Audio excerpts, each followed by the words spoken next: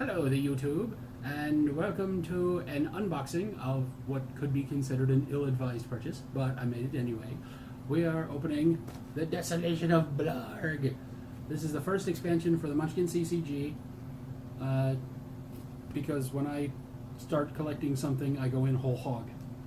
So I got all of the starter decks, all 6 of them. I got about 10 boosters for the core boosters for the CCG, and then I got a whole box of Blarg because I can. And due to an error with the randomization process in the first printing of Desolation of Blarg, cats. With the Desolation of Blarg, it is there's more rares in the first printing, so I went ahead and got a whole box. Maybe I can get a full set. Unlikely in 288 cards.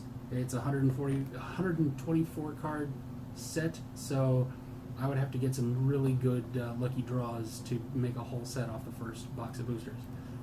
Here's hoping, but you know, I'll get more. They know me. You've got your hooks in me, Steve Jackson games, for like the last 15 years or so. You know it. So keep putting them out. I'll keep buying them. The next expansion, Fashion Furious, comes out in August, I believe. Don't quote me on that, but I believe so. And then I think there's another one in November. So they're pulling forward on this really fast. I'm not against that.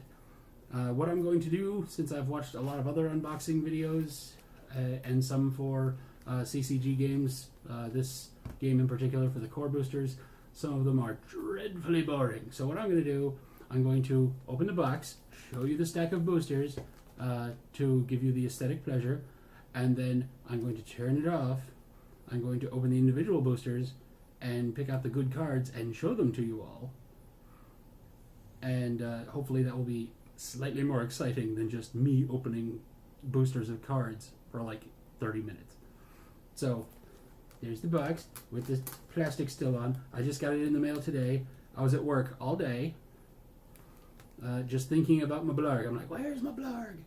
So, here's opening. Open. Plastic. Put that over there.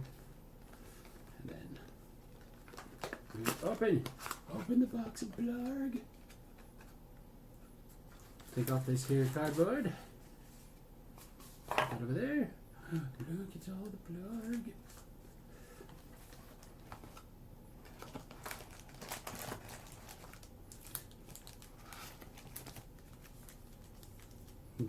More Blarg and more Blarg.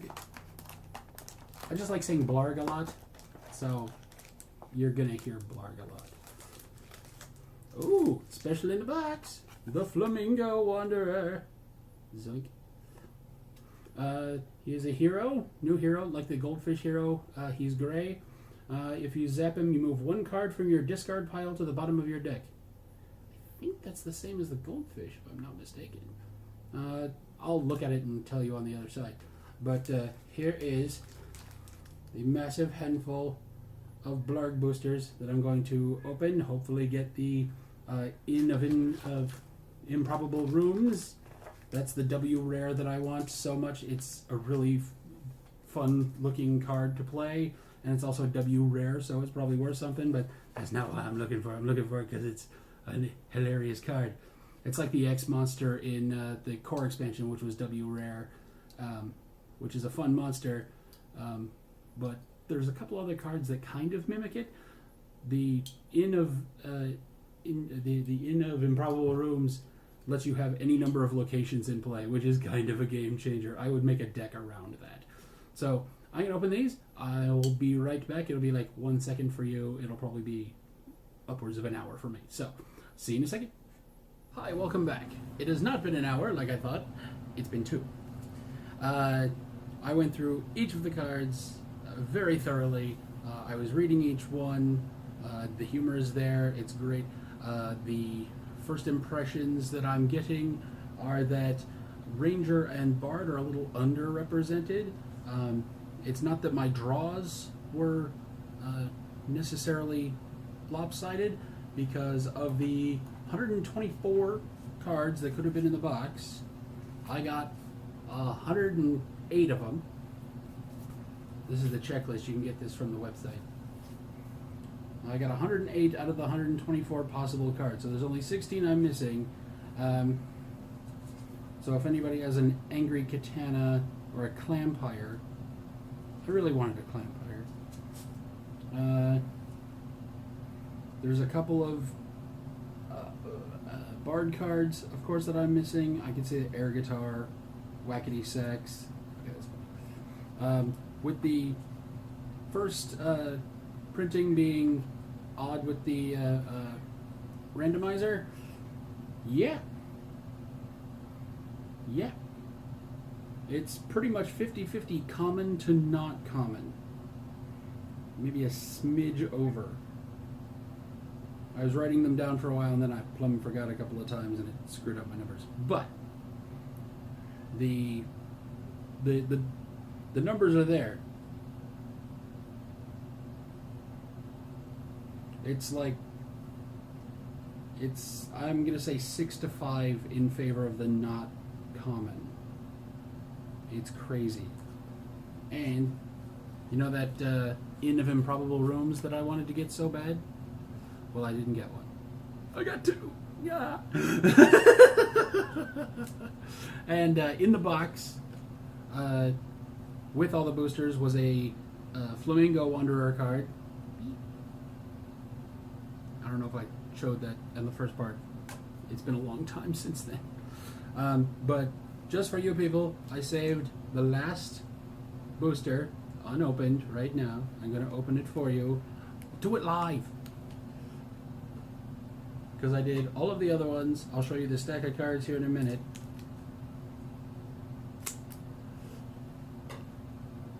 But I wanted to go ahead and open one of them on camera because that's not the boring part. It's watching it 24 times. That's the tough one. So we got a denied. Those are good. I did get 3 of those. Those are definitely going in my warrior deck. It is used when a target loot deals damage to your hired monster. Prevent that damage. Pretty straightforward, but it's an uncommon card. It's pretty good. The art on this one is hilarious. The elephant gun. It's a gun that shoots elephants. And I got, I think, 4 of those. There's a number 39. No, this is the 3rd one of those I've gotten. And it's rare. They show you that the boosters are not what they're supposed to be. There's, I'm just looking at letters here, two rares in this one. Huh. No uncommons, nothing else. Huh. This is the least exciting of all of the boosters, rarity-wise. Still nice though. But the hunting guide, it's a book that's an ally. When your opponent hires a beastie monster, unzap this. It's a kind of monster. The building inspector. When this damages the defender, squish, or when this damages the defender, squish target location. It's a monster. Oh, good, a 3rd one. The Hardvark. That is a hardcore Aardvark. When this is hired, it gains 3 damage for each committed weapon until the end of the fight. That's actually would be good against a warrior deck, so I don't think they'll make it into mine, but I did get a few of those. Dibs, I got a bunch of those. Dibs. That is a warrior card. Play when a hired monster is squished, take 3 gold. They cost 2, which is strange. So you pay 2, you get 3. If any other dibs cards interrupt this ability, only the last dibs is resolved. The other ones don't count, but you still have to pay for them. That's where it gets a little hairy. The meat shield, I got a couple of those too. Prevent up to 2 damage dealt to you by a target monster. If that monster is a beastie, you must then squish this. It is an interrupt. The Dragomancer, I believe that's the 3rd one of those I've gotten. While this is in your stash, reduce the gold cost of your dragon monsters by 1. That'll be good if you have Blarg and the plutonium dragon and the inflatable dragon, which I may have all of those. I got, how many Blargs did I get? I got 4 Blargs. So if you play and you want to trade something, I got Blargs. The Violent Vivification, it's my second one of those. Unzap your hero and take 1 damage. That could be really helpful, like endgame wise, because the wizard power, it's a wizard card. The wizard power is that you zap your hero, and you get to pay less for mischiefs. The Banalish hero, really boring card. The Contingency Plank, I got a fucking mountain of those too. When an ability squishes a loot you control, zap squish this, cancel that ability. This is an interrupt. So that'd be pretty good. That's a thief card, so you put that in your thief deck and you can protect the stuff that you really want. And Bleed It Out is the last one. Stick this target hero card, bleeding 1. Any hero may pay 2 gold to squish this. So that's a Bard card. So not terribly exciting on the last booster, but I did open it in front of you people, so you can see that. But you didn't have to sit through it 1,000,000,005 times and watch me lament about not getting a Clampire. But for comparisons, these are the warrior cards I got, which is good because my main deck is a warrior deck, so that's going to be fun. Tank plays a ranger deck, and I only got that many ranger cards to trade to him, so he might be a little bummed out by that. Or he just might switch to maybe a cleric deck because, well, I'll show you the wizard cards. I got that many, a standard amount, I think. That's pretty good. Definitely enough to make a competitive wizard deck out of, which I'm going to do probably today. I'm going to play with these cards a lot today. Cleric, massively represented. That is quite a lot of cards. That is not as many as the warrior cards, but close. And thief cards, that's ever so slightly less than the cleric cards. It's pretty good. And then with Bard, not that many, but still more than the ranger cards, which is so weird. They're a little, like I said, they're a little underrepresented in this set. I'm thinking when Fashion Furious comes out, that's going to turn the tides.